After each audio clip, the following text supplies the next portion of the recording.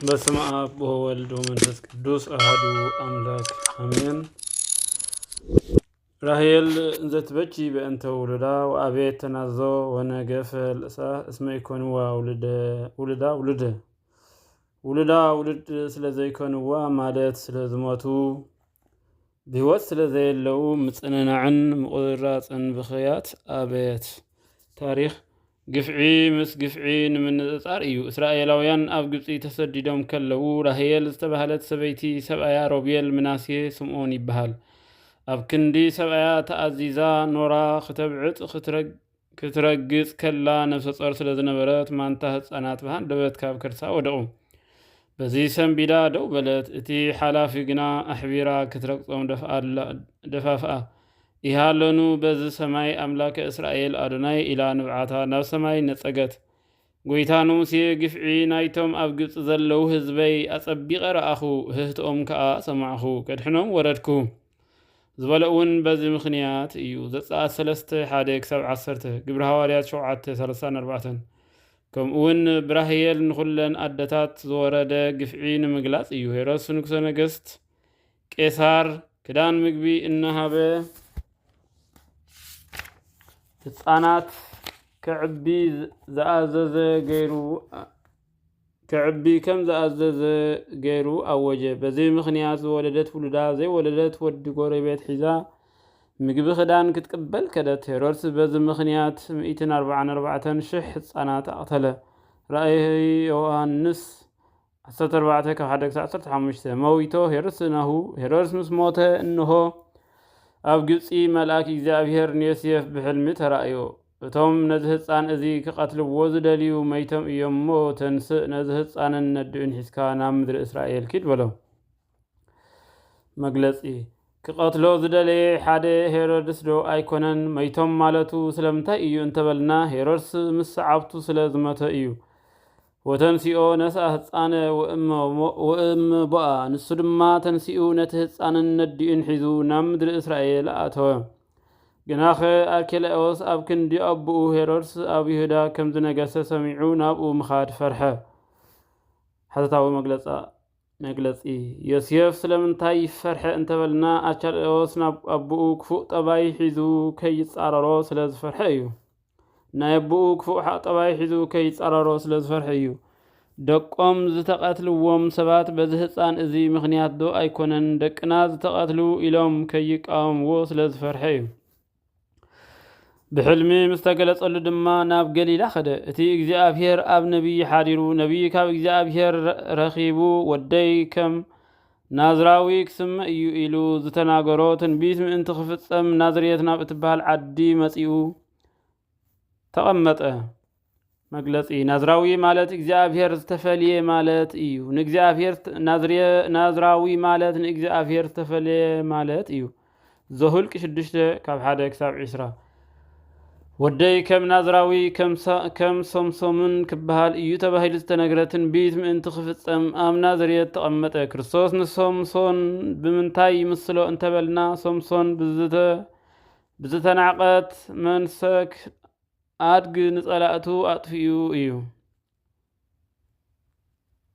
ሳምሶን ብዝተናዕቐት መንገጋኣ ኣድጊ ንጸላእቱ ኣጥፊ እዩ። መጽሓፈ ሳሙኤል 15:15-16 ክርስቶስ ድማ ኣይሁድ ኣጋንንቲ ብዝነዓቕዎ ሞቱ ንሞት ኣጥፊ እዩ። በሞቱ ደምሰሶ ለሞት ይብል መጽሓፈ ኪዳን። ሳምሶን ብሂወቱ ከሎ ካብ ዘጥፍኦም ጸላእቱ ብሞቱ ዘጥፍኦም ጸላእቱ ይበዝሑ። መጽሓፈ ምሳሌ 16:30 ክርስቶስ ድማ ቅድሚ ስቕለቱ ካብ ዘጥፍኦም ኣጋንንቲ ብስቕለቱን ብሞቱን ዘጥፍኦም ኣጋንንቲ ይበዝሑ። ቆላሲስ 2:14-15 ናዝሬት ማለት ፍልይቲ ማለት እዩ። ከም ናዝራዊ ይሰመይ ወልድየ ወደይ ፍሉይ ናዝራዊ ምእንቲ ክበሃል ኣብ ናዝሬት ተቐመጠ።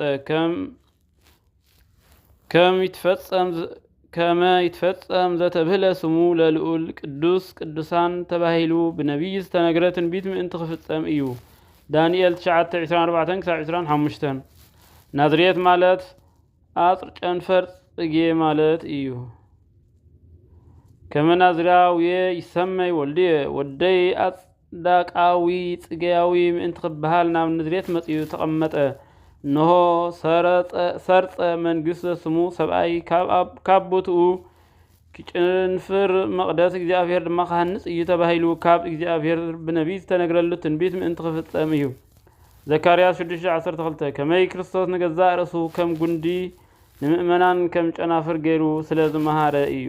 ኢሳይያስ 11:1 ዮሐንስ 15:5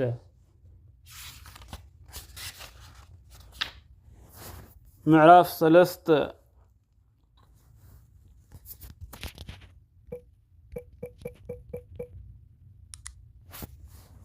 3 በእንተ ስብከተ ዮሐንስ መጥምቅ ካብ 1-2 በቲ ወርሓት እቲ ዮሐንስ መጥምቅ መንግስተ ሰማያት ቀሪባ ኣላሞ ተነስሁ ኢሉ እናሰበኸ ናብ በረኻ ይሁዳ ናይ ዮርዳኖስ መጸ። መግለጺ ጎይታ ኢየሱስ ናዝሬት ኣትዩ ኣብ ዝጥመቕ ክሳዕ ጥምቀት እንተወሓደ 25 ዓመት ይኸውን እዩ። ወንጀላዊ ግና በቲ ወርሓት እቲ ኢሉ ዝጸሓፎ ልማድ መጽሓፍ እዩ። ዮሐንስ ን40 መዓልቲ ከም ሓደ መዓልቲ ቆፂሩ ወበሳኒታ ማለት ንጽበሐይቱ ከም ዝበለ ዮሐንስ 1:35 እስመ ዝንቱ ውእቱ ዘተብህለ ቀዳማይ እቲ ብነቢ ኢሳይያስ ጎደና እግዚአብሔር ጽረጉ መገድውን ኣቕንዑ ኢሉ ኣብ በረኻ ዝእውጅ ድምፂ ኣዋጅ ነጋሪ ተባሂሉ ዝተነግረሉ እዚ ዮሐንስ መጥምቕ እዩ። ካልኣይ ጎደና እግዚአብሔር ጽረጉ ማለት ማህደረ እግዚአብሔር ሰብነትኩም ካብ ኣምልኾ ጣዖትን ካብ ኃጢአትን ፍለዩ ማለት እዩ። ኢሳይያስ 4:3 ክዳን ዮሐንስ ካብ ጸጉሪ ገመል ነበረ። መግለጺ ገመል ቅመኛ በቐል ዘይትርስዕ ከም ዝኾነት ዮሐንስ ድማ ጽቡቕ ፍረ ዘየፍሪ ዘበለ ኦም ይቆረጽ ናብ ሓዊ ድማ ይደርበ ይብል 3:10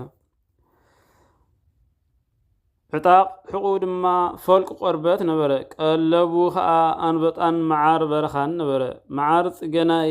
መዓር ጽገናይ መግለጺ በቆሙ አንበጣ እዩ ብዓረብ الجراد يبلو نزد ما ليك أنبطا زبلو لعلنا سبكتو معار زبلو طعم سبكتو إيو بما بالا ترجمو الله شعو كلهم سب يرساليم كلهم سب يهودان بزلو زريا يردانسن نابو مطو حتياتهم إنا تناززخا أو ربا يردانوس يتمقوم نبرا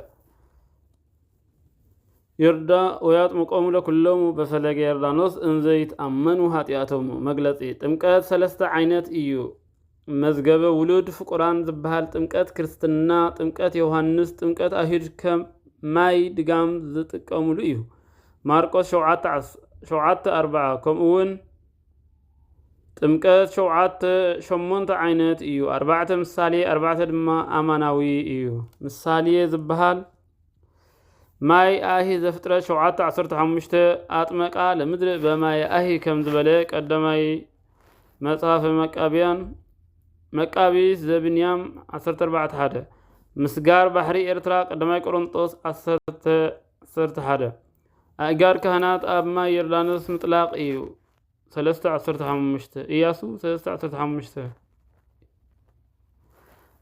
تمكات يوحنس أماناوي تمكات كريستنا نبعات نسها 4 نسها دم سمائتات بحر إسات رأي 21 شمونته كاب فريساويان صديقاويانن بزحات هزبي بحبوء ناب تمكتو ناب تمرتو كمط مصر أيقنا كم زبلهم تمرتي زدليو قناعات مسيلهم نابتي زمهرلو قبائي كمط مصر أيوم